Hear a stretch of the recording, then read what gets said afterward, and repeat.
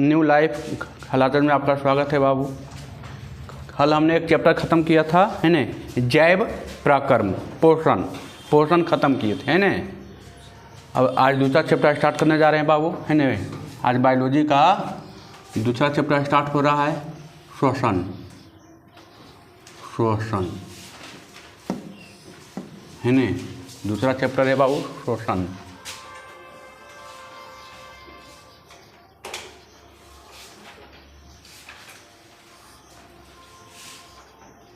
Part 1। ये chapter exam की दृष्टि से भी बहुत ज़्यादा इम्पोर्टेंट है। छोटा है लेकिन बहुत ज़्यादा इम्पोर्टेंट है। छोटा है लेकिन बहुत ज़्यादा इम्पोर्टेंट है ना। देखिए पहले जानते हैं श्वसन किसे कहते हैं। श्वसन देखिए, श्वसन किसे कहते हैं बाबू?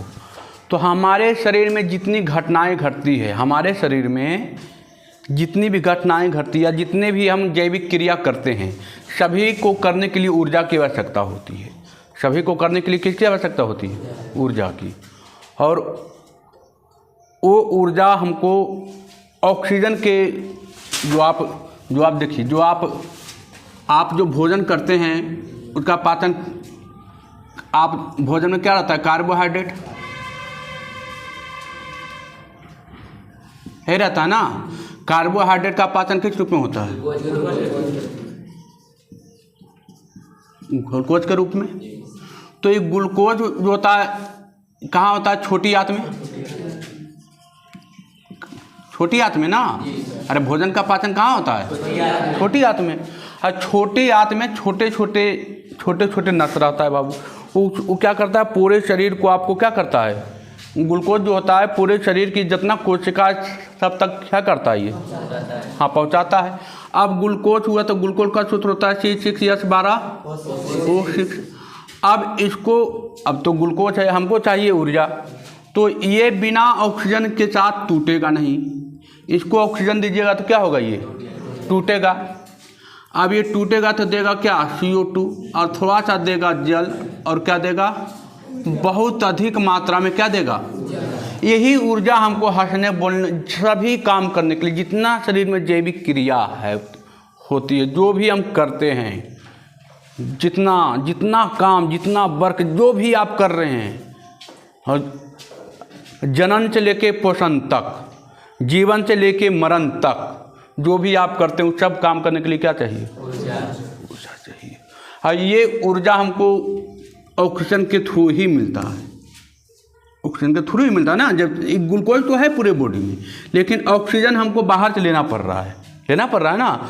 तो ये ऑक्सीजन हम श्वसन के माध्यम से लेते हैं। तो श्वसन के रूप में कौन सी लेते हैं? ऑक्सीजन लेते हैं। और ये टूटने के बाद हमको ये ऊर्जा चाहिए, ये ऊर्जा मिलता है। ये चीज़ हम क्या करते हैं? सारा काम करते हैं। तो देखिए अब इसका श्वसन का एक बढ़िया परिभाषा। श्वसन क्या करते हैं? देखिए ये हवा है, हवा के माध्यम से कौन सी लेते हैं? ऑक्सीजन लेते हैं। ऑक्सीजन कहाँ पहुँचता है? फेफड़ा पर पहुँचता है। और फेफड़ा ऑक्सीजन को, फेफड़ा के माध्यम, फेफड़ा क्या करता है? इसमें खून रहता है, तो खून में क्या पाया जाता है? हीमोग्लोबिन। हीमोग्लोबिन क्या करता है? हीमोग्लोबिन खून, ऑक्सीजन जो होता है हीमोग्लोबिन पर क्या हो जाता है? सवार हो जाता है। और सवार होने पर ही कोशिका के हर एक भागों में पहुंचाता है। अब कोशिका में पाया जाता है कौची? ग्लूकोज। कोशिका में क्या पाया जाता है? ग्लूकोज। अब ये ऑक्सीजन के थ्रू से टूटेगा तो क्या देगा? CO2, H2O और क्या? ऊर्जा। ये ऊर्जा आपको, अच्छा ये ऊर्जा तो हमारे बॉडी में रह जाता है, क्योंकि इसी के माध्यम से तुम हंसते हैं, बोलते हैं, चलते हैं, फिरते हैं, जो काम करते हैं सब इसी के माध्यम से करते हैं। अब ये बच गया हमारे बॉडी में, क्या बच गया? CO2। तो CO2 हमारे बॉडी का चाहिए? नहीं चाहिए। तो ये फिर से बेचारा क्या करेगा? इस पर, ये होमोग्लोबिन पर सवार हो जाएगा। कौन? Carbon dioxide. और कार्बन डाइऑक्साइड होमोग्लोबिन पर सवार होकर कहाँ भेज देगा? ये फेफड़ा में। अब फेफड़ा इसको फिर क्या करेगा? बाहर के रास्ता निकाल देगा, बाहर निकाल देगा। और इस सारा प्रक्रम को हम क्या कहते हैं? सारे जितना प्रकर्म हमारा बॉडी में हो रहा है बाबू, इशारा को मिली जुली सरकार को हम क्या कहेंगे? शोषण कहेंगे। ये घटना होती है शोषण के लिए, समझ में आया? ये सारा घटना जब होती है तब हम उसको पूरा नाम क्या देंगे? तब देंगे शोषण। तो ऑक्सीजन लेते हैं, ऑक्सीजन कहाँ भेजता है? फेफड़ा में। फेफड़ा में मौजूद होता है क्या? ब्लड में क्या रहता है? हीमोग्लोबिन के, और ये हीमोग्लोबिन जो है हमारे कोशिका तक पहुंचता है। कोशिका में पाया जाता है कोची? ग्लूकोज। और ग्लूकोज ऑक्सीजन की उपस्थिति में क्या होता है? टूटता है। कार्बन डाइऑक्साइड, जल और ये तो हमारे बॉडी में ही रहता है। ये बच गया एक फालतू, ये तो पेशाब के रास्ता या कोश के रास्ता से बाहर आ जाएगा, है ना? पसीना के माध्यम से, पेशाब के माध्यम से, कुछ के माध्यम से बाहर आएगा। और पानी तो हमारा बॉडी में है ही। अब ये हमको बॉडी के लेने चाहिए, फिर चाहिए क्या करेगा? हीमोग्लोबिन पर सवार हो जाएगा, इसको कहाँ भेजेगा? फेफड़ा में। और फेफड़ा इसको कहाँ कर देगा? और सारी घटना को हम क्या कहते हैं? क्या इसमें कोई दिक्कत है ना? तो लिखिएगा, थोड़ा सा लिखिएगा। अब देखिए डेफिनेशन लिखाने, ये हुआ समझाने का तरीका, लिखाने का तरीका थोड़ा सा अलग होगा, है ना? लिखिएगा, सजीवों में होने वाली सजीवों में होने वाला ऐसा जैव प्रकर्म, सजीवों में होने वाला ऐसा जैव प्रकर्म, सजीवों में होने वाला ऐसा जैव प्रकर्म, ऐसा जैव प्रकर्म जिसके द्वारा उनमें होने वाली सभी जैविक क्रियाओं के लिए, सजीवों में होने वाला ऐसा जैव प्रकर्म, सजीवों में होने वाला ऐसा जैव प्रकर्म जिसके द्वारा उनमें होने वाला सभी जैविक क्रियाओं के लिए ऊर्जा की आवश्यकता होती है।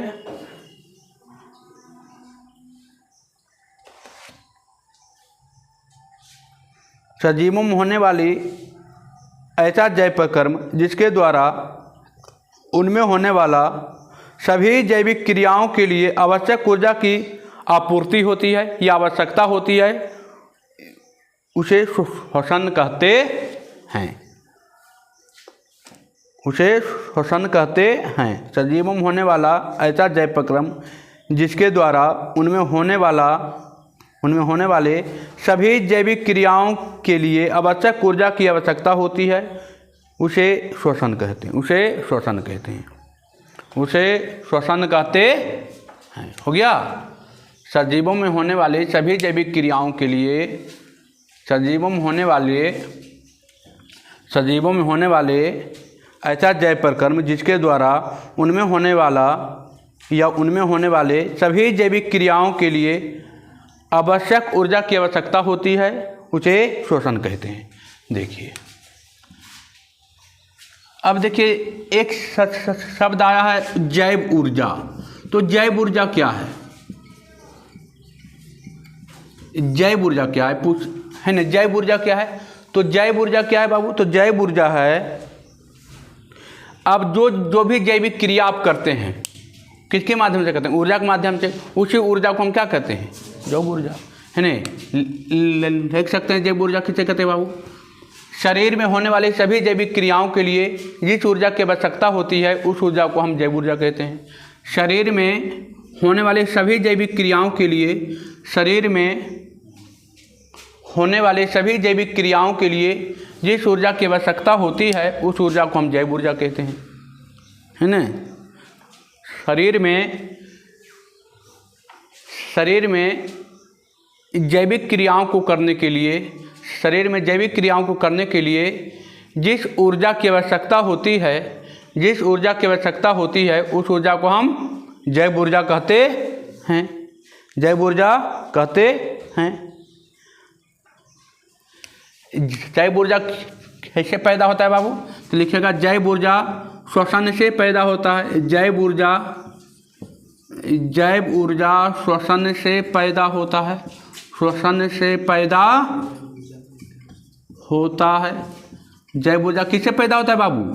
श्वसन से पैदा होता है। जब तक श्वसन नहीं होगा तब तक ऊर्जा में प्राप्त नहीं होगा। जो ऊर्जा हमको मिलता है उसी को बोलते हैं जैव ऊर्जा, है ना? चलिए आगे बढ़ें। ये लिखे, ये सब हो गया। चलिए आइए आगे बढ़ते हैं। देखिए ये थोड़ा सा मिटाते हैं। हो गया। या एक छोटा सा डिफिनेशन श्वसन के लिख सकते हैं।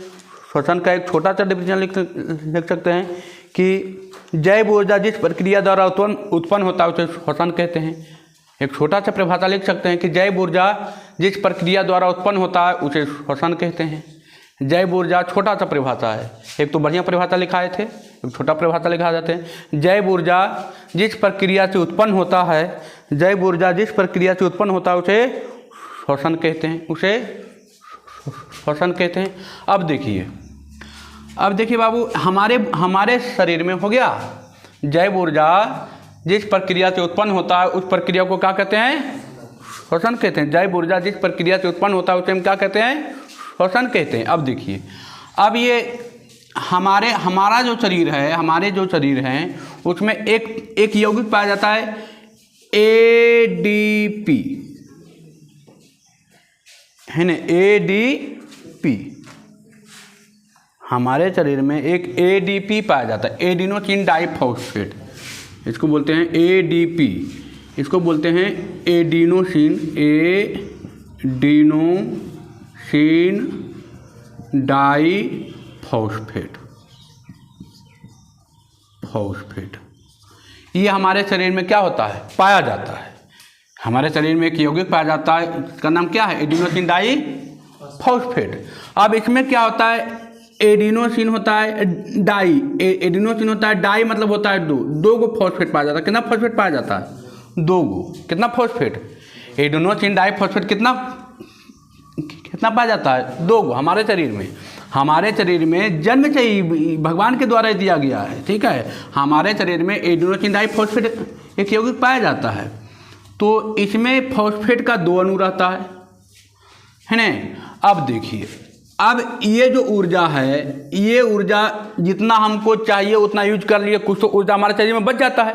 तो बच जाता है तो ये ऊर्जा जो है आगे चल के फॉस्फेट के रूप में क्या होता है? इसमें जुट जाता है, बन जाता है adenosine triphosphate. Adenosine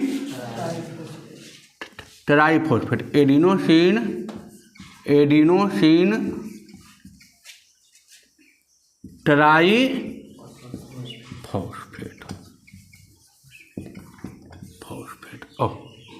adenosine triphosphate ये बन जाता है। और ये हमारे शरीर में क्या रहता है? जमा रहता है। जब भी हमको ऊर्जा की आवश्यकता चाहिए, टूट के हमको क्या मिल जाएगा? ऊर्जा मिलेगा। क्या इसमें कोई दिक्कत है? नहीं। हमारे शरीर में कौन सी पाया जाता है नहीं? लिख भी सकते हैं कि हमारे शरीर में एडिनोसिन डाइफॉस्फेट पाया जाता है ना। हमारे शरीर में एडिनोसिन डाइफॉस्फेट पाया जाता है, जिसे ADP कहते हैं। हमारे शरीर में एडिनोसिन डाइफॉस्फेट पाया जाता है, जिसे ADP कहते हैं। ये हमारे शरीर में जो ऊर्जा निकलता है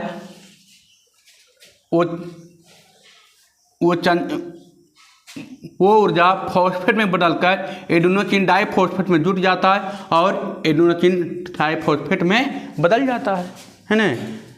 हमारे शरीर में, हमारे अंदर एडिनोसिन डाइफॉस्फेट नामक एक यौगिक मौजूद होता है। लिखिएगा, हमारे अंदर एडिनोसिन डाइफॉस्फेट नामक एक यौगिक होता है।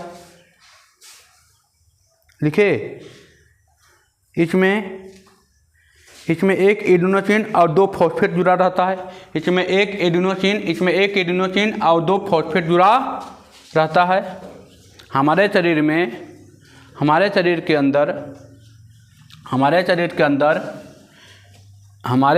अंदर एडिनोसिन डाइफॉस्फेट नामक एक यौगिक मौजूद होता है। इसमें एक एडिनोसिन और 2 फॉस्फेट जुड़ा होता है। इसमें एक एडिनोसिन और 2 फॉस्फेट जुड़ा होता है, 2 फॉस्फेट जुड़ा होता है। इसमें एक एडिनोसिन, इसमें एक फॉस्फेट और आकर जुड़, इसमें इसमें एडिनोसिन में एक फॉस्फेट और आकर जुड़ जाता है। इसमें एडिनोसिन में एक फॉस्फेट और आकर जुड़ जाता है। देखिए, इसमें एडिनोसिन में एक फॉस्फेट और आकर जुड़ जाता है तो एडिनोसिन ट्राइफॉस्फेट बन जाता है। एडिनोसिन ट्राइफॉस्फेट बन जाता है।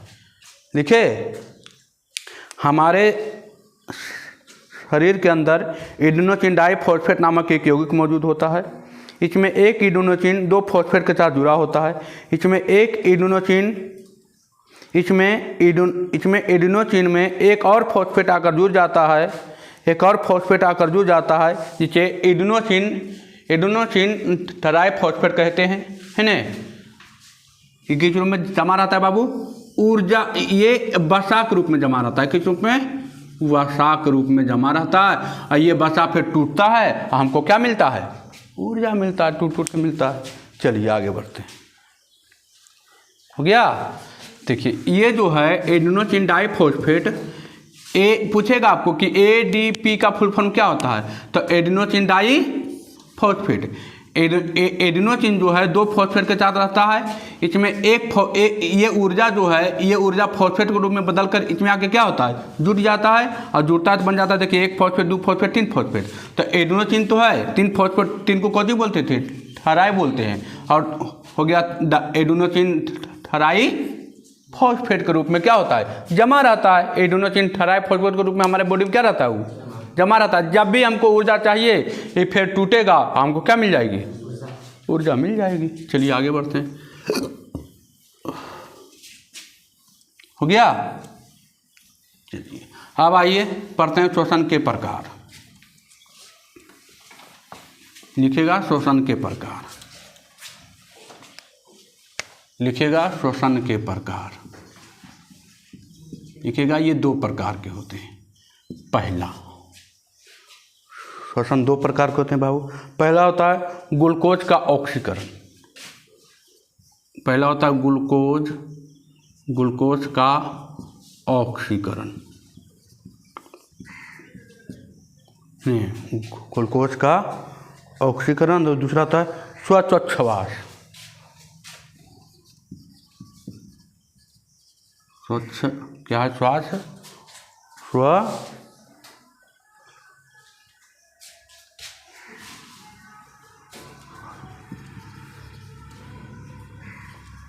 श्वासोच्छ्वास, है ना। श्वासोच्छ्वास, ठीक है। श्वासोच्छ्वास, देखिए श्वासोच्छ्वास। तो पहला हेडिंग डालिएगा ग्लूकोज का ऑक्सीकरण। श्वसन जो होता है दो माध्यम से होता है। एक होता है ग्लूकोज के, है ना, ग्लूकोज से। एक होता है श्वासोच्छ्वास, है ना। लिखिएगा ग्लूकोज का ऑक्सीकरण कोशिकाओं में होता है।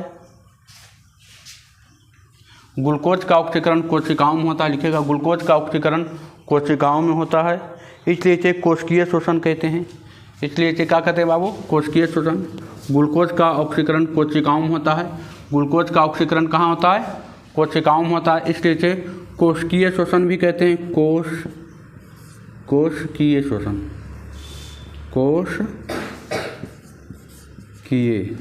कोशिकीय शोषण कहते हैं। लिखे इसे कोशिकीय शोषण कहते हैं। कोशिकीय शोषण, कोशिकीय शोषण कहते हैं बाबू। कोशिकीय शोषण कहते हैं। लिखे, इसलिए इसे कोशिकीय शोषण कहते हैं। अब कोशिकीय शोषण देखिए दो प्रकार के होता है। ग्लूकोज का जो होता है, ग्लूकोज का जो ऑक्सीकरण होता है दो प्रकार के होता है। पहला होता है ऑक्सीजन की उपस्थिति में और दूसरा होता है ऑक्सीजन की अनुपस्थिति में। तो पहला लिखेगा, और पहला लिखेगा वायवीय शोषण, इसको बोलते, इसको यहाँ लिख दें। देखिए इसको मिटा देते हैं, यहाँ लिखते हैं। देखिए ग्लूकोज का ऑक्सीकरण। तो ग्लूकोज का जो ऑक्सीकरण होता है दो प्रकार से होता है। पहला होता है वायवीय शोषण, बीय श्वसन, वायवीय श्वसन, और दूसरा होता है अवायवीय श्वसन। अवायवीय श्वसन, ठीक है, अवायवीय श्वसन। पहला होता है वायवीय और दूसरा होता है अवायवीय। अब देखिए, तो वायवीय श्वसन जो वायवीय श्वसन जो होता है, ये ऑक्सीजन की उपस्थिति में होता है। ये ऑक्सीजन को उपस्थिति में होता है और इसमें पूर्ण विखंडन होता है। लिखिएगा, पहले लिखिएगा वायवीय श्वसन, लिखते चलिए फटाफट। वायवीय श्वसन लिखिएगा वायवीय श्वसन लिखिएगा। वैसा श्वसन जो ऑक्सीजन की उपस्थिति में हो, वैसा श्वसन जो ऑक्सीजन की उपस्थिति में हो, इसमें ग्लूकोज का पूर्ण विखंडन होता है, इसे वायवीय श्वसन कहते हैं। लिखे, वैसा श्वसन, लिखेगा वायवीय श्वसन। वैसा श्वसन जो ऑक्सीजन की उपस्थिति में हो, इसमें ग्लूकोज का पूर्ण विखंडन होता है, इसमें ग्लूकोज का पूर्ण विखंडन होता है ना। वैसा श्वसन जो ऑक्सीजन की उपस्थिति में हो, वैसा श्वसन जो ऑक्सीजन की उपस्थिति में हो, इसमें ग्लूकोज का पूर्ण विखंडन होता है, उसे वायवीय श्वसन कहते हैं। अब लिखिएगा अवायवीय श्वसन। अवायवीय श्वसन लिखिएगा। वैसा श्वसन जो ऑक्सीजन की उपस्थिति में हो, इसमें ग्लूकोज का पूर्ण विखंडन होता है, पूर्ण रूप से टूट जाता है, इसे वायवीय श्वसन कहते हैं, इसे वायवीय श्वसन कहते हैं। अवायवीय श्वसन लिखेगा। वैसा श्वसन लिखेगा। वैसा श्वसन जो ऑक्सीजन की अनुपस्थिति में हो, ऑक्सीजन की अनुपस्थिति में हो, इसमें ग्लूकोज का पूर्ण विखंडन नहीं होता है, इसमें ग्लूकोज का पूर्ण विखंडन नहीं होता है, उसे अवायवीय श्वसन कहते हैं, उसे अवायवीय श्वसन कहते हैं। वैसा श्वसन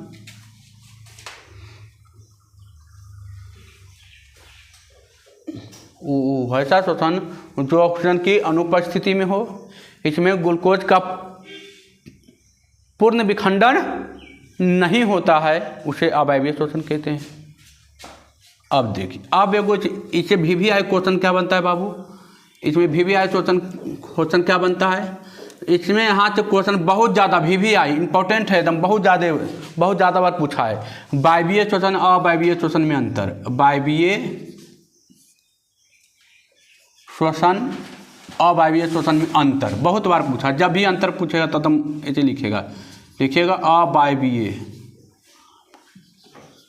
अवायवीय श्वसन। बहुत बार पूछा है बाबू अंतर, है ना, अंतर बहुत बार पूछा है, अंतर है ना, अंतर है बाबू, ये अंतर है ना। आइए, बहुत बार पूछा है ना, बहुत बार क्वेश्चन पूछा है। देखिए, वायवीय श्वसन अवायवीय श्वसन लिखिएगा। ये ऑक्सीजन की उपस्थिति में होता है, ये ऑक्सीजन की उपस्थिति में होता है,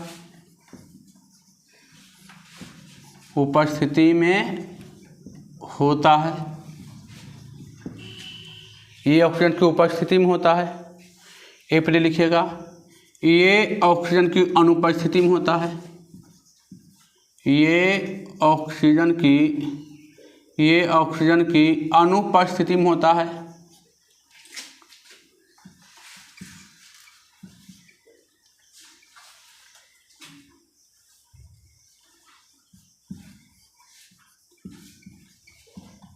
में होता है, ये ऑक्सीजन की अनुपस्थिति में, ये ऑक्सीजन की अनुपस्थिति में होता है बाबू, ये ऑक्सीजन की अनुपस्थिति में होता है। इप्ट लिखिएगा, ये ऑक्सीजन की अनुपस्थिति में होता है। ये होता है माइटोकॉन्ड्रिया में, लिखिएगा, ये माइटोकॉन्ड्रिया में होता है, माइटोकॉन्ड्रिया, माइटोकॉन्ड्रिया, ये माइटोकॉन्ड्रिया में होता है, ये माइटोकॉन्ड्रिया में होता है बाबू, लिखिएगा, ये माइटोकॉन्ड्रिया में होता है, ये माइटोकॉन्ड्रिया में होता है। ये कहाँ होता है? ये कोशिका में होता है, ये कोशिका में होता है।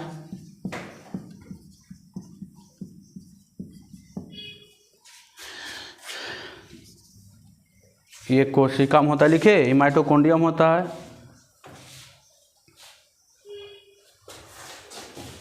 लिखेगा, इसमें ग्लूकोज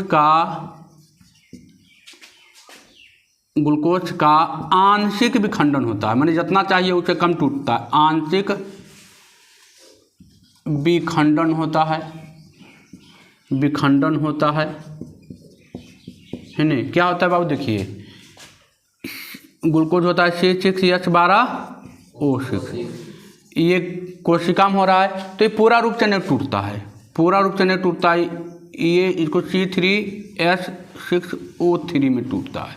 अब क्या देता है? एडेनोसिन ट्राइफॉस्फेट या डाइफॉस्फेट, एडेनोसिन ट्राइफॉस्फेट।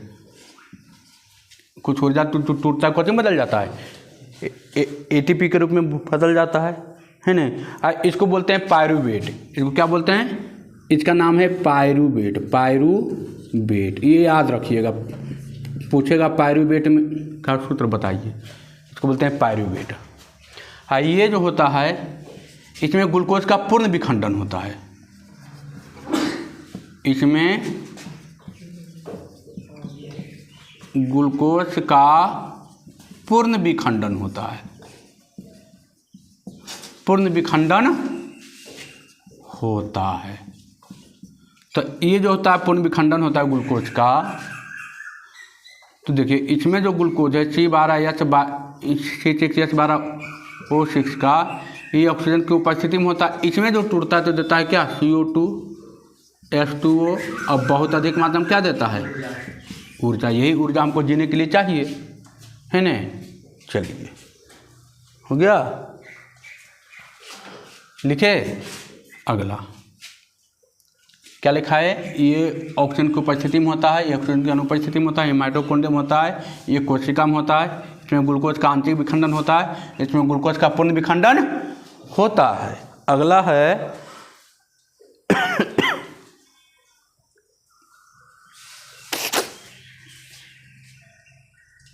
हाँ, इसमें पूर्ण रूप से टूटता ही नहीं है तो ऊर्जा कम देगा। इसमें ऊर्जा कम निकलता है, लिखेगा, इसमें ऊर्जा कम निकलती है, इसमें ऊर्जा कम निकलती है, इसमें ऊर्जा कम निकलती है, इसमें ऊर्जा कम निकलती है।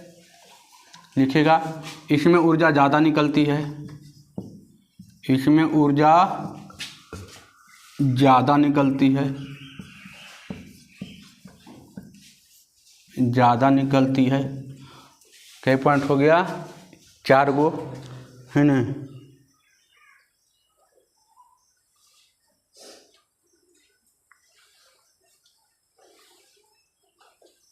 अच्छा, एक और लिखेगा, इधर लिखेगा, ये पहला चरण, ये श्वसन का पहला चरण है, ये श्वसन का पहला चरण है,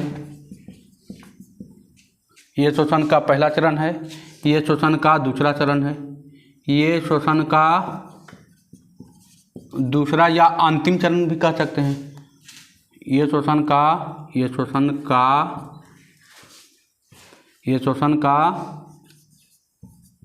दूसरा चरण है, ये श्वसन का दूसरा चरण है। ये हो गया आपका क्या? वायवीय और अवायवीय में अंतर। बहुत भी आई, बहुत ज़्यादा भी आई है ना? बहुत ज़्यादा भी आई बाबू, बहुत ज़्यादा बार एग्जाम में पूछा है। वायवीय श्वसन अवायवीय श्वसन में अंतर बहुत बार पूछा है। वायवीय श्वसन ऑक्सीजन की उपस्थिति में होता है, ये ऑक्सीजन की अनुपस्थिति में होता है। माइटोकॉन्ड्रियम होता है, ये कोशिका में होता है, कोशिका दर में होता है, या कोशिका में होता है। ये आंतरिक रूप से टूटता है, मैंने जितना टूटना चाहिए उससे कम टूटता है। ये पूर्ण रूप से टूट जाता है, कुछ बचता ही नहीं है। ये कम टूटता है तो ऊर्जा भी क्या निकलेगी? कम। और ज़्यादा टूटता है तो ऊर्जा भी क्या निकलेगी? ये पहला चरण था, और दूसरा चरण है। चलिए आगे बढ़ते हैं। देखिए ये आपको 3 नंबर के आना ही आना है। वायवीय अवायवीय मंत्र बहुत बार पूछा गया, कम से कम तो 20 बार पूछा है, कम से कम 20 बार पूछा है एग्जाम में कि वायवीय श्वसन अवायवीय श्वसन, वायवीय श्वसन और अवायवीय श्वसन में क्या बताइए, अंतर बताइए। तो कोई दिक्कत नहीं है, एकदम लिख देना है ना। 3 नंबर क्या आएगा है ना। चलिए अब आइए, अब देखिए अब क्या होता है। देखिए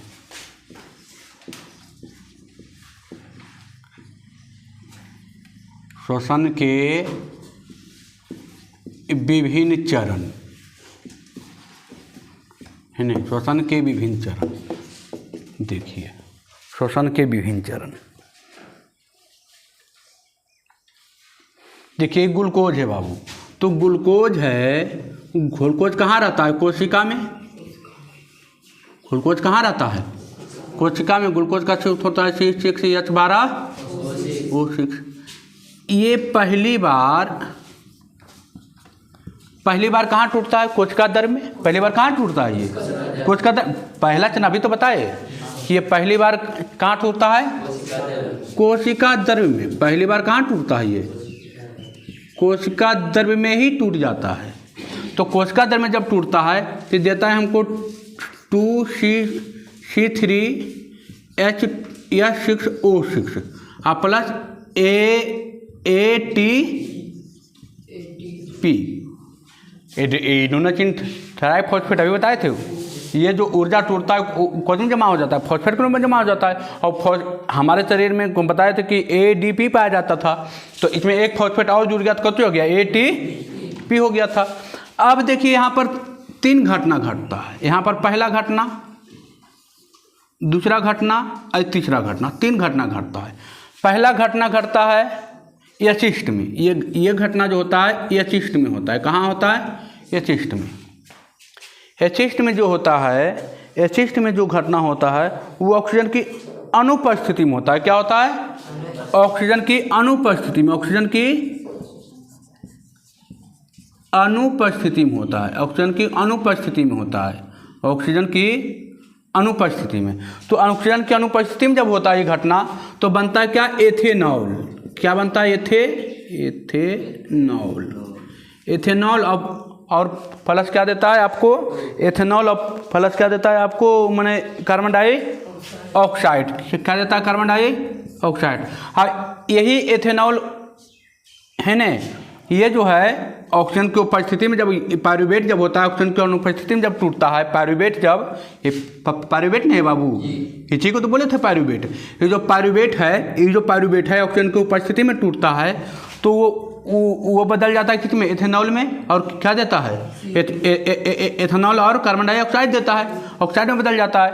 और इसको हम किम्बन कहते हैं। इसको क्या कहते हैं, किम्बन कहते हैं। और ये घटना कहाँ होता है, यशिष्ट में। घटना कहाँ होता है, यशिष्ट में। और इसी के सहारे से हम कौन सी बनाते हैं, दारू बनाते हैं। इसी के सहारे से हम कौन सी बनाते हैं, दारू बनाते हैं, जिसको कहते हैं शराब, है ना। अब देखिए और है अब दूसरा घटना है।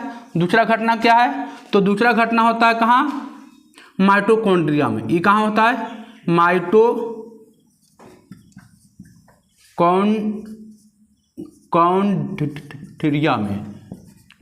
ये कहाँ होता है, माइटोकॉन्ड्रिया। माइटोकॉन्ड्रिया माने ऑक्सीजन की उपस्थिति में। कहाँ होता है, ऑक्सीजन की उपस्थिति में। ये घटना जो होता है ऑक्सीजन की उपस्थिति में होता है। तो ऑक्सीजन की उपस्थिति में होता है तो क्या मिलता है हमको, मिलता है CO2। और क्या मिलता है, जल। और बहुत अधिक मात्रा में क्या मिलता है, ऊर्जा। यही मिलता है ना हमको। तो ये घटना कहाँ होता होगा, मानव में, जीव जंतु में। ये घटना कहाँ होता होगा, मानव में। और अब एक होता है ऑक्सीजन की अपर्याप्त उपस्थिति। अपर्याप्त उपस्थिति ने जितना चाहिए उससे कम, अपर्याप्त उपस्थिति में, है ना। ऑक्सीजन की अपर्याप्त उपस्थिति, ऑक्सीजन की अपर्याप्त।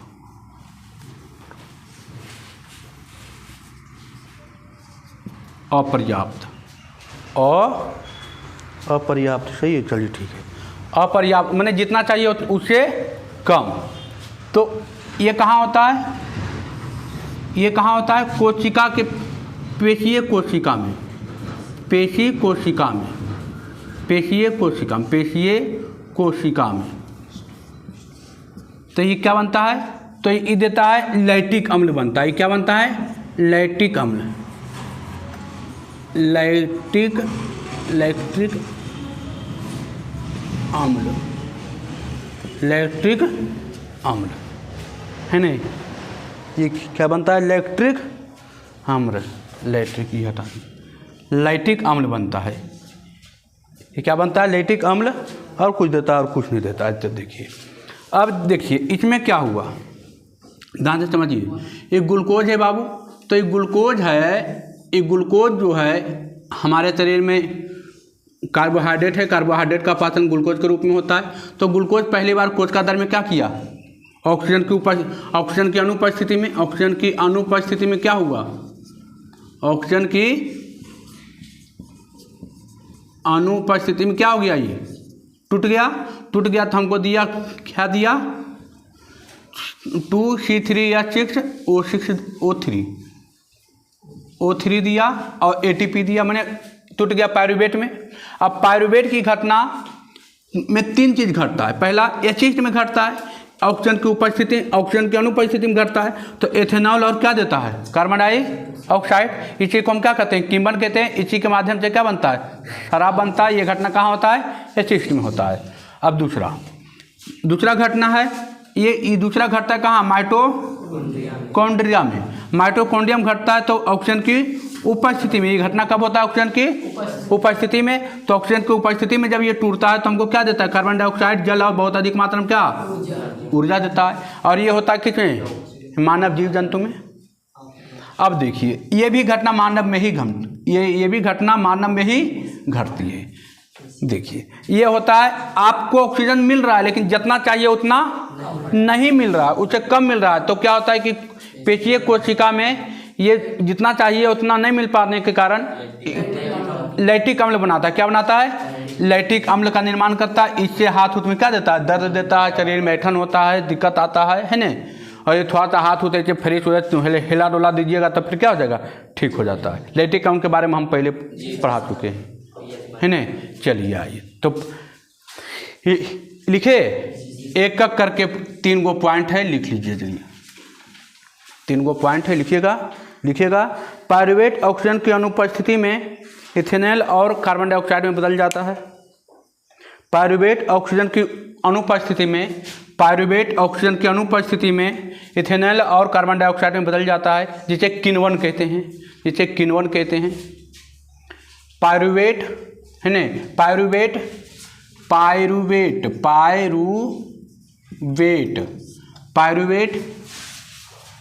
ऑक्सीजन की अनुपस्थिति में, पायरुवेट ऑक्सीजन की अनुपस्थिति में इथेनॉल में बदल जाता है, जिसे किण्वन कहते हैं, जिसे किण्वन कहते हैं, जिसे किण्वन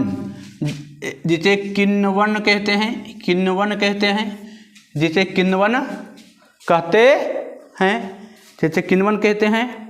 और इसी घटना से शराब बनता है, इसी घटना से शराब बनता है। ये एसिड में होता है, ये एसिड में होता है ना, ये एसिड में होता है। पायरुवेट ऑक्सीजन की अनुपस्थिति में इथेनॉल और कार्बन डाइऑक्साइड में बदल जाता है, जिसे किण्वन कहते हैं। इसी से शराब बनाया जाता है, इसी घटना से शराब बनाया जाता है। ये एसिड में होता है। ये किस में होता है बाबू, ये एसिड में होता है। अब दूसरा लिखिएगा, अब दूसरा लिखिएगा। पायरुवेट ऑक्सीजन की उपस्थिति में, लिखिएगा दूसरा लिखिएगा बाबू, दूसरा लिखिएगा।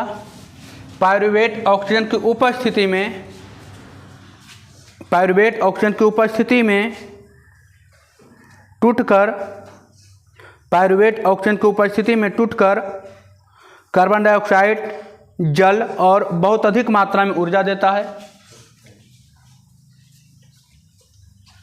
पायरुवेट ऑक्सीजन की उपस्थिति में टूटकर या विखंडन होकर कार्बन डाइऑक्साइड, जल और बहुत अधिक मात्रा में ऊर्जा देता है। ये घटना ये माइटोकॉन्ड्रियम होता है, जैसे मानव, जीव जंतु, जानवर इत्यादि, है ना। ये घटना पायरुवेट ऑक्सीजन की उपस्थिति में टूटकर कार्बन डाइऑक्साइड, जल और बहुत अधिक मात्रा में ऊर्जा देता है। ये माइटोकॉन्ड्रिया में होता है। ये घटना कहाँ होता है बाबू? ये माइटोकॉन्ड्रियम होता है। ये चीज में होता था, ये माइटोकॉन्ड्रियम होता है। अब माइटोकॉन्ड्रिया किसके पास होता है? तो आदमी के पास होता है, जैसे आदमी, जीव जंतु, जानवर इत्यादि। चलिए आइए अब तीसरा लिखिएगा बाबू। तीसरा है आपको, हाँ तीसरा लिखिएगा, पायरुवेट ऑक्सीजन की अपर्याप्त उपस्थिति में, लिखिएगा पायरुवेट ऑक्सीजन की अपर्याप्त उपस्थिति में, पायरुवेट ऑक्सीजन की अपर्याप्त उपस्थिति में, पायरुवेट ऑक्सीजन की अपर्याप्त उपस्थिति में लैक्टिक अम्ल में बदल जाता है। पायरुवेट ऑक्सीजन की अपर्याप्त मैंने जितना चाहिए उससे कम में मिलता है तो कुछ में बदल जाता है लैक्टिक अम्ल के रूप में। पायरुवेट ऑक्सीजन की अपर्याप्त उपस्थिति में लैक्टिक अम्ल में बदल जाता है, जिससे शरीर में दर्द, कड़ापन या ऐंठन होने लगती है।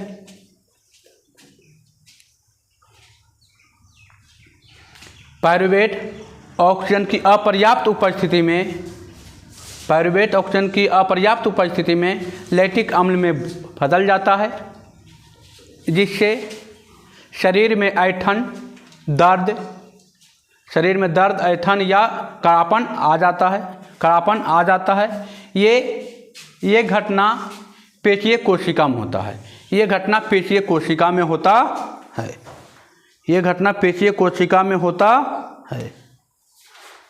है ना, पेशीय कोशिका में होता है या मांसपेशीय में होता है। वही पेशीय मतलब वही होता है, मांसपेशी, है ना। लिखे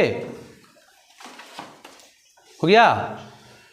पायरुवेट ऑक्सीजन की अपर्याप्त उपस्थिति में लैक्टिक अम्ल में बदल जाता है, जिससे शरीर में दर्द, कड़ापन, ऐंठन या नहीं कहते हैं कि शरीर ऐंठ रहा है ना, तो ऐंठन मरोड़ होने लगती है ना। ये है ना, किसके कारण होता है? लैक्टिक अम्ल के कारण। जहाँ पर देखिए, जहाँ पर दर्द देता था वहाँ पर थोड़ा सा हल्का सा दाब दीजिए, जहाँ पर शरीर ऐंठ रहा है थोड़ा सा वहाँ पर हल्का सा दाब उब देते हैं तो क्या हो जाता है? ठीक हो जाता है ना। तो ये घटना कहाँ होता है? पेशीय कोशिका में, है ना। ये घटना कहाँ होता है? पेशीय कोशिका में। चलिए आप मानव के अथी क्या कर लिए? पढ़ लिए। अब पढ़ते हैं पेड़ पौधा में शोषण। मानव जाति से पढ़ लिए नहीं, अब आइए जरिए पेड़ पौधा में पढ़ते हैं। क्यों कोई दिक्कत? चलिए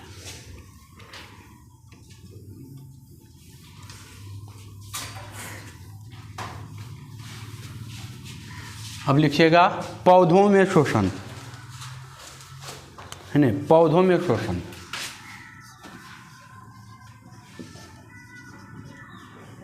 पौधों में शोषण, पौधों में शोषण। देखिए पौधों में शोषण, देखिए पौधों में शोषण के लिए 3 अंग बना है बाबू। पौधों में शोषण के लिए 3 अंग बना है। कितना अंग बना है?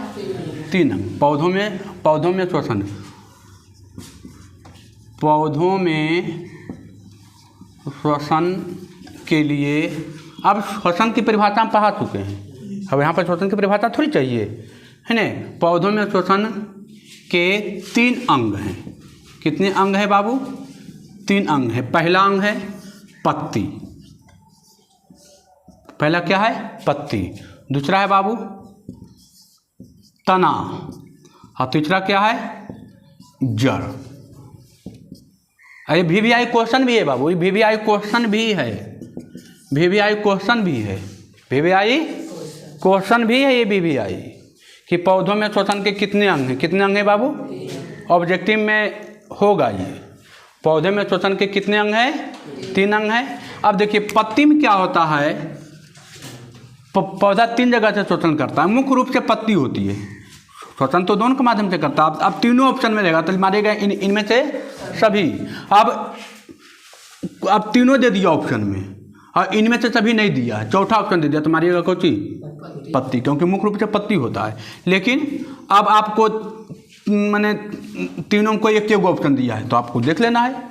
तीनों में पत्ती नहीं दिया तो तना दिया, तो तनों ने दिया जड़, तो जड़ को मार के निकल जाना है। अब ये दोनों ने दिया, हमको दे दिया कौची? तना, मार के निकल जाना है। और ये दोनों ने दिया कौची दे दिया? पत्ती, मार के निकल जाना। और तीनों दे दिया एक के बार तो पत्ती मार के निकलना है, कौची मार के निकलना है? पत्ती। या ऑप्शन देना कि इनमें से सभी दिया है क्या? चौथा ऑप्शन, तो चौथा ऑप्शन इनमें से सभी देगा तो इनमें से सभी मारिएगा। ठीक है, देखिए अब पत्ती में क्या होता है? छोटा छोटा छिद्र होता है। पत्ती में क्या होता है? छोटा छोटा छिद्र होता है। छोटा छोटा क्या होता है? पत्ती में छोटा छोटा छिद्र होता है। उसको हम लोग कहते हैं क्या? तो रंध्र कहते हैं। उसको क्या कहते हैं? रंध्र कहते हैं। उसको क्या कहते हैं? रंध्र कहते हैं। इसी रंध्र के माध्यम से, अच्छा पहले ही बताइए, श्वसन में पेड़ पौधा लेता क्या है? श्वसन के लिए पेड़ पौधा लेता क्या है? कार्बन डाइऑक्साइड ने। वाह, आप कहाँ ले लेते हैं कार्बन डाइऑक्साइड? आप भी ले लेते हैं कार्बन डाइऑक्साइड। आपको मैंने हंसना बोलना खाना पीना तो ऑक्सीजन चाहिए, और उसको मैंने उसका खाना बनता है, वो जो खाना बनाता है किस रूप में बनाता है? अरे वो भी खाना बनाता है जी। तो जब खाना बनाता है तो वो भी जो खाना बनाता है ग्लूकोजे बनाता है। आप जो प्रकाश संश्लेषण की प्रक्रिया हम आपको पढ़ाएं, पहला चैप्टर पूरा याद होना चाहिए चैप्टर पढ़ने के लिए। तो पहला चैप्टर में हम क्या पढ़ाए कि पत्ती में उपस्थित क्लोरोफिल, सूर्य से सूर्य का प्रकाश, पृथ्वी से जल और पृथ्वी से खनिज पदार्थ लेकर के क्या करता है? चारा प्रक्रिया करके वो जो खाना बनाता है, वो खाना किस रूप में बनाता है? ग्लूकोज के रूप में। तो ग्लूकोज के रूप में बनाता है, C6H12O6 बनाता है। तो ये किससे टूटेगा? ये टूटेगा ऑक्सीजन से। किससे टूटेगा? ऑक्सीजन से ही टूटेगा। तो ये कैसे लेगा कार्बन डाइऑक्साइड? ग्लूकोज का टूटने चलिए ऑक्सीजन चाहिए, कार्बन डाइऑक्साइड से टूटवे नहीं करेगा। अधूरा नॉलेज। तो पेड़ पौधा श्वसन के लिए भी कौन लेता है? लिख लीजिएगा एक पॉइंट कि पेड़ पौधे श्वसन के लिए ऑक्सीजन लेते हैं। पेड़ पौधे श्वसन के लिए ऑक्सीजन लेते हैं। देखिए आज कचरा नॉलेज है। पेड़ पौधे श्वसन के लिए ऑक्सीजन लेते हैं। पेड़ पौधे श्वसन के लिए क्या लेते हैं?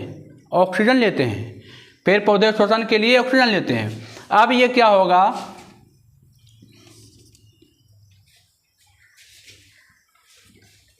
पेड़ पौधे श्वसन के लिए क्या लेते हैं? ऑक्सीजन लेते हैं। अब ये ऑक्सीजन लेगा तो क्या देगा? कार्बन डाइऑक्साइड, और क्या देगा? जल, और क्या देगा? ऊर्जा। ये ऊर्जा इसको वृद्धि या विकास के लिए चाहिए, तना को मोटा होने के लिए, लंबा होने के लिए। हाँ, इसमें ऊर्जा की कम आवश्यकता है, हमको ऊर्जा की ज़्यादा आवश्यकता है। हम चिल्ला रहे हैं, बोल रहे हैं, हंस रहे हैं, खेल रहे हैं, मार रहे हैं, पीट रहे हैं, चिल्ला रहे हैं, तो हमको ऊर्जा की ज़्यादा आवश्यकता है, इसको ऊर्जा की कम आवश्यकता है। इसमें जो प्रक्रिया होती है वो धीमा होती है। क्या होती है? धीमी प्रक्रिया होती है, क्योंकि इसको हंसना बोलना रोना नहीं है। इसको हंसना बोलना रोना है, इसको केवल लंबा होना है, मोटा होना है। तो इसमें कम ऊर्जा की आवश्यकता होती है, हमको ऊर्जा ज़्यादा चाहिए। तो देखिए तना में भी देखते होंगे कि मोटा मोटा तना है तो फट जाता है, तना फट जाता है ना तना। तो वो तना में भी छोटा छोटा छिद्र होता है, उसको बोलते हैं बात रंध्र। तो क्या बोलते हैं? बात रंध्र। उसको क्या बोलते हैं? बात रंध्र। और जड़ में भी देखते होंगे छोटा छोटा माने फटा रहता है, छोटा छोटा छिद्र रहता है, उसको बोलते हैं मूल रूम।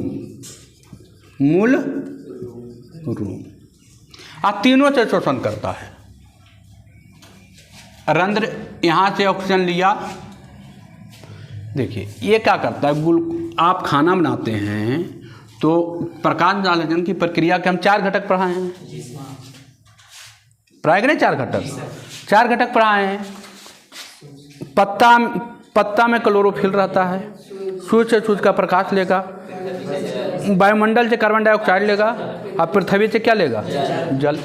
तो कार्बन डाइऑक्साइड कहाँ से लेता है? वही यही कार्बन डाइऑक्साइड लेता है, वो यही वाला कार्बन डाइऑक्साइड लेता है। आप कहते हैं कि श्वसन के लिए कार्बन डाइऑक्साइड लेता है, श्वसन के लिए नहीं लेता है कार्बन डाइऑक्साइड, वो अपना भोजन बनाने के लिए लेता है कार्बन डाइऑक्साइड, भोजन बनाने के लिए लेता है। जो ही भोजन श्वसन करता है ना, हाँ, श्वसन करने के दरमियान जो कार्बन डाइऑक्साइड निकलता है, जो बचता है, जो श्वसन करने के दौरान मैंने ये जो ग्लूकोज टूटा कुछ बच गया कार्बन डाइऑक्साइड, ये कार्बन डाइऑक्साइड फिर से बेचारा स्वतः ले लेता है, फिर से क्या करता है, स्वतः ले लेता है। और अभी चाहिए कहे सर इसमें तो बहुत सारा ऑक्सीजन होता है, तो जितना कार्बन डाइऑक्साइड इसको खाना बनाने के लिए चाहिए, इसको ऊर्जा कम ना चाहिए, तो इसको ऑक्सीजन भी क्या चाहिए, कम चाहिए। तो ये जितना कार्बन डाइऑक्साइड होता है ये टोटल के टोटल कौन ले लेता है?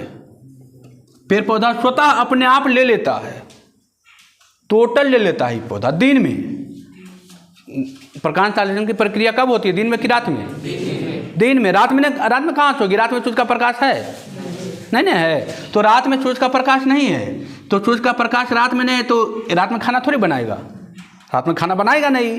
तो क्या करेगा कि अब देखिए ये भोजन जब दिन में ही काम करता था, तो दिन में कार्बन डाइऑक्साइड जितना निकलता था सब ही भोजन बनाने के लिए क्या कर लेता था, ले लेता था, टोटल ले लेता था, कुछ बचता ही नहीं था। ये चलते दिन में आप पेड़ के नीचे सोते थे तो ठंडा महसूस होता है, क्योंकि वहाँ पर ऑक्सीजन उसको चाहिए, श्वसन के लिए ऑक्सीजन कम चाहिए, तो कम चाहिए। अब बाकी जो ऑक्सीजन बचता था वो छोड़ देता था हम लोगों के लिए कि जाओ तुम लोग मानव जाति के लिए क्या कर दिए, छोड़ दिए, तुम लोग अपना जीवन जियो आराम से, है ना। तो अब क्या हुआ, अब देखिए रात में क्या होता है, रात में क्या करता है, रात में बेचारा खाना बना नहीं रहा है, रात में खाना बना नहीं रहा है। अब बेचारा खाना बना नहीं रहा है तो इसको ऑक्सीजन की आवश्यकता है, ऑक्सीजन के लिए ग्लूकोज होने के लिए चाहिए ना ऑक्सीजन, अब ऑक्सीजन चाहिए, ये भी बेचारा ऑक्सीजन ले रहा है, आज छोड़ रहा है कौन सी, कार्बन डाइऑक्साइड। और कार्बन डाइऑक्साइड जहाँ ज़्यादा छूटेगा वहाँ क्या लगेगा, गर्मी, वहाँ क्या लगेगा, गर्मी। अब बेचारा रात में कार्बन डाइऑक्साइड, रात में ऑक्सीजन तो छोड़ नहीं पा रहा है, उतना खाना उतना नहीं बना पा रहा, खाना रात में खाना बनाता नहीं है, तो बेचारा ये भी रात में क्या लेता है, ऑक्सीजन ले रहा है। श्वसन के लिए तो ऑक्सीजन लेवे करेगा, श्वसन के लिए कौन सी लेगा, ऑक्सीजन। अब बेचारा ये कार्बन डाइऑक्साइड रात में छोड़ रहा है, ले ही नहीं रहा है, पेड़ जो है, ये जो पत्ता जो है कार्बन डाइऑक्साइड ले ही नहीं रहा है, क्या लेगा कार्बन डाइऑक्साइड, रात में इसको सूरज का प्रकाश मिल रहा है तो क्या लेगा कार्बन डाइऑक्साइड, ये छोड़ दिया मार्केट में, ये मार्केट में छोड़ दिया। अब मार्केट में छोड़ दिया, हम लोग क्या करते हैं, रात में कभी कभार पेड़ के नीचे सो जाते हैं, कहते हैं यार पेड़ तो बड़ी गर्मी लग रहा है, ज़्यादा कि ठीक लग रहा है, अब पेड़ तक ज़्यादा, अब आप कार्बन डाइऑक्साइड में रहिएगा ज़्यादा तो आपको घूमनी पड़ेगा, चक्कर आएगा, तो कहिएगा पेड़ तर भूत हलो, क्यों चक्कर आ रहा हमारा, हो जा लगलो कि कोई पकड़ के हिला दलको एकदम, तो हिल के कोई नहीं, वो कार्बन डाइऑक्साइड हो जाते खिले ज़्यादा हले, चलते थोड़ा किए चक्कर आया, घूमनी आया, तो कहते हैं कि फलना पेड़ा तर भूत हलो। अरे फलना पेड़ा तर कुछ नहीं हले, फलना पेड़ा कार्बन डाइऑक्साइड की मात्रा की हले ज़्यादा हले, ये चलते थोड़ा घूमनी हिले। अब बात समझ में आई, देखिए। अच्छा, तो पेड़ पौधा भोजन कब बनाता है, दिन में कि रात में? दिन में भोजन बनाता है। अच्छा, पेड़ पौधा श्वसन के लिए क्या लेता है, क्या लेता है, कार्बन डाइऑक्साइड, क्या लेता है, हाँ, क्या लेता है, ऑक्सीजन।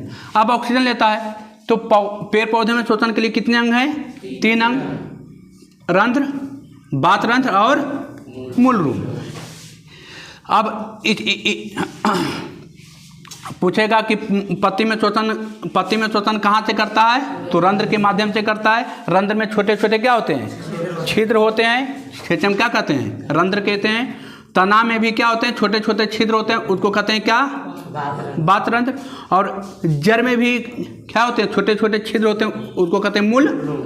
सर जड़ में कैसे चलेगा श्वसन, आप लोग सवाल कर सकते हैं, ठीक है, ये दोनों तो सर हवा में है, वायुमंडल में तो श्वसन करेगा जी, पृथ्वी के अंदर से कैसे करेगा, तो बाबू पृथ्वी के अंदर में भी क्या होता है, ऑक्सीजन फंसा रहता है, पृथ्वी के अंदर भी क्या रहता है, ऑक्सीजन फंसा रहता है, वही ऑक्सीजन ही क्या करता है, खींच लेता है, और खींचने के बाद अपना क्या करता है, पहुँचा देता है। क्या इसमें कोई दिक्कत है?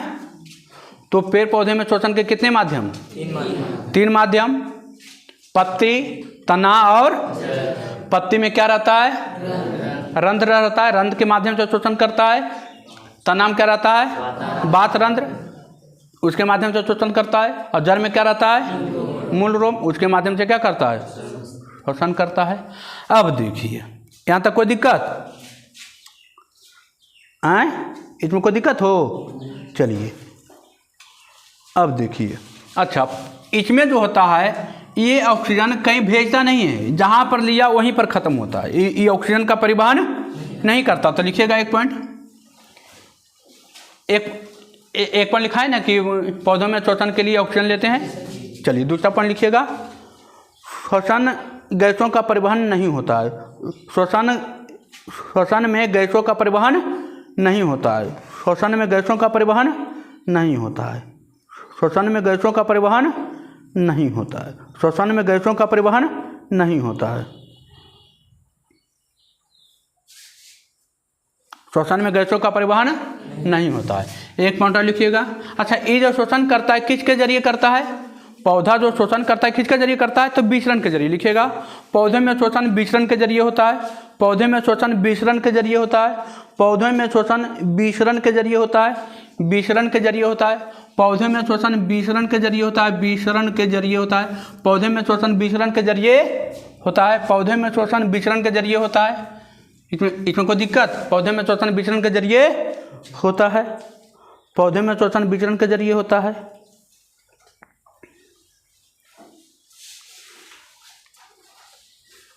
ठीक है, पौधे में शोषण विसरण के जरिए होता है। अच्छा तो शोषण की क्रिया किस में तेज होगा? मानव में कि पेड़ पौधा में? मानव जाति में या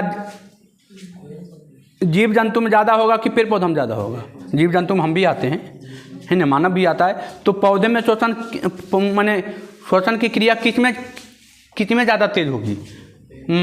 माने जीव जंतु में कि पेड़ पौधा में? हैं? पेड़ पौधा में। पेड़ पौधा हंसता है, गाता है, रोता है? हैं? तो नहीं रोता है। अभी बताए कि पेड़ पौधा में शोषण की क्रिया धीमी होती है ना? लिखिएगा पेड़ पौधे में शोषण की क्रिया धीमी होती है। पेड़ पौधे में शोषण की क्रिया धीमी होती है। पेड़ पौधों में शोषण की क्रिया धीमी होती है। अगला पॉइंट,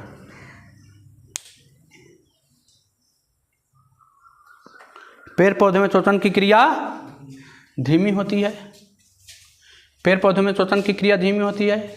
अगला पॉइंट, जीव जंतु में शोषण की क्रिया तीव्र होती है क्योंकि इसमें ऊर्जा की आवश्यकता ज़्यादा होती है। जीव जंतु में या इंसान या जीव जंतु में शोषण की क्रिया तीव्र होती है क्योंकि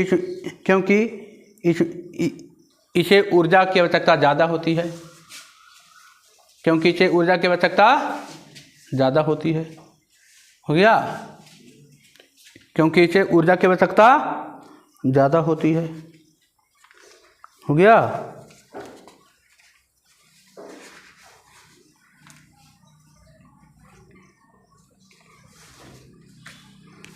चलिए आज रह दीजिए यहीं तक, है ना? कोई दिक्कत हैं? पूरा समझ में आया? पौधे में जो श्वसन होता है, श्वसन के कितने अंग हैं? 3 अंग है, पत्ती, तना और जड़। BVI है जो पढ़ाए एकदम BVI है ना? पौधे में शोषण के 3 अंग है बाबू, है ना? पौधे शोषण की क्रिया दिन में भी करती है और रात में भी करती है। इन्हें कि दिन में नहीं करता, रात में करता है, दोनों टाइम करता है। ठीक है, लेकिन इसको जो है दिन में जितना कार्बन डाइऑक्साइड छोड़ता है टोटल ले लेता है वायुमंडल। जितना मैंने इसको श्वसन में छूटा सभी भोजन बनाने के लिए क्या कर लेता है? ले लेता है। अच्छा अब रात में ये तो भोजन बनाता नहीं है, तो बेचारा जितना कार्बन डाइऑक्साइड होता है अच्छा मार्ग में छोड़ देता है, ले अपना तू ले जो। अब बेचारा ले लिया और रातिया में पैर के नीचे छोड़ घूमनी बरो लोग भूता भैया, अरे बाप रे बाप 11 बजे लोग प्यातर भूत हो, चल भूत नहीं रुआ, कार्बन डाइऑक्साइड रुआ है ना? अगर मात्रा ज़्यादा रुआ तो जब घूमनी पर रुआ है ना? चलिए क्योंकि दिक्कत। और पेड़ पौधे में जो शोषण होता है किसके जरिए होता है? विसरण के जरिए होता है ना? पेड़ पौधे में शोषण की क्रिया मंद होती है ना, धीमा होती है, मंद होती है। और जीव जंतु में श्वसन की क्रिया तीव्र होती है, क्योंकि इसमें ऊर्जा की आवश्यकता होती है। अच्छा, एक पॉइंट और लिखा है, एक पॉइंट और लिखा है क्या, श्वसन में गैसों का आदान प्रदान, श्वसन में गैसों का परिवहन नहीं होता है। पेड़ पौधों में गैसों का परिवहन नहीं होता है, पेड़ पौधों में गैसों का परिवहन नहीं होता है। श्वसन की क्रिया में गैसों का परिवहन नहीं होता है। चलिए ठीक है, ये ख़त्म हो गया। अब बचा है आपका, कल 20 से 30 मिनट का क्लास होगी, आपका चैप्टर क्या हो जाएगी, है ना, ख़त्म। जंतुओं में गैसों का आदान प्रदान है। उसके बाद चैप्टर आपका मान के चलिए कि कहानी क्या होने वाली है, ख़त्म। 20 से 25 मिनट में कहानी क्या हो जाएगी, ख़त्म हो जाएगी। ठीक है बाबू, आप लोगों को ये वीडियो कैसा लगा कमेंट करके ज़रूर बताएं। वीडियो अच्छा लगता है तो अपने दोस्तों के पास शेयर करें और चैनल को सब्सक्राइब करें। ठीक है बाबू, धन्यवाद।